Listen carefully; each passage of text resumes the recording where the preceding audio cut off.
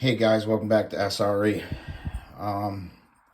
This is the 38 that I received in the mail to modify for a gentleman. And I want to show you what all I've done, cases and stuff like that. The piston. The piston that came in his engine is incredibly heavy. I mean, it is brutally heavy. So I decided to replace it with one of the coated 30-degree norths. They're way lighter. Of course, we turned it around so the piston pin will be where it needs to be, instead of over here where when I widen the exhaust it would be in the exhaust, and you cannot have it in the exhaust. And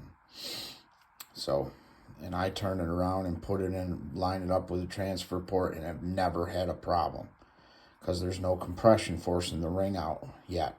But anyway, okay, moving along. So we do that to the piston. We did the sides. We did the added intake timing. Now this is all the stuff that I normally do to the 38s, but his has the transfer windows that are open, but I still went with the same recipe that has been working. So here's his flywheel after we lightened it and balanced it. You can tell, it lightened it up some, as good as you can.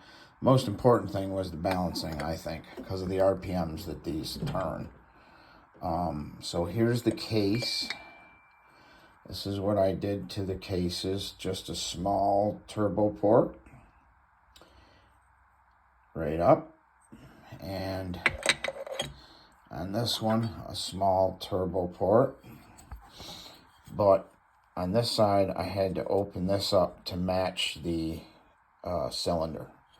It didn't match. It had a really bad would have ran right into the cylinder. So here's a look at the cranks that are in this engine. They look really nice. They're heavier than the normal crank, which is not a bad thing. The rod is very similar to the rod that they normally have.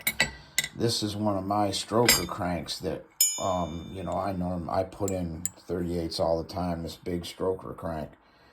You can tell I use the Zenoa rod, and they're welded.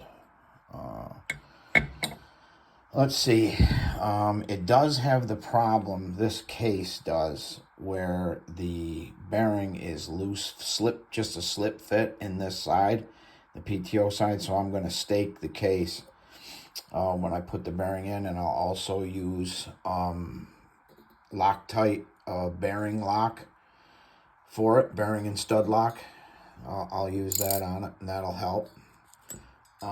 This is the cylinder. You can see where I did the transfers there. Come out pretty nice. Intake and the exhaust shape, standard deal. This should make really good power.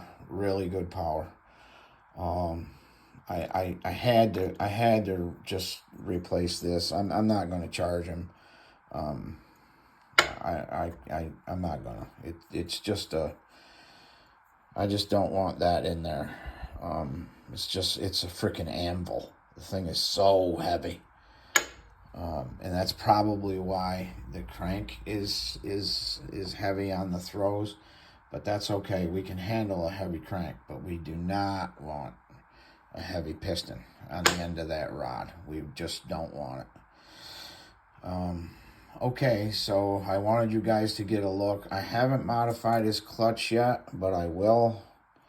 I'm gonna put a 10K spring in it and lighten it up and get it so it performs like it should for him. So he's getting, I try to do that for everybody that I help out with these things. I want him to have, he's just bashing this. He's not racing it.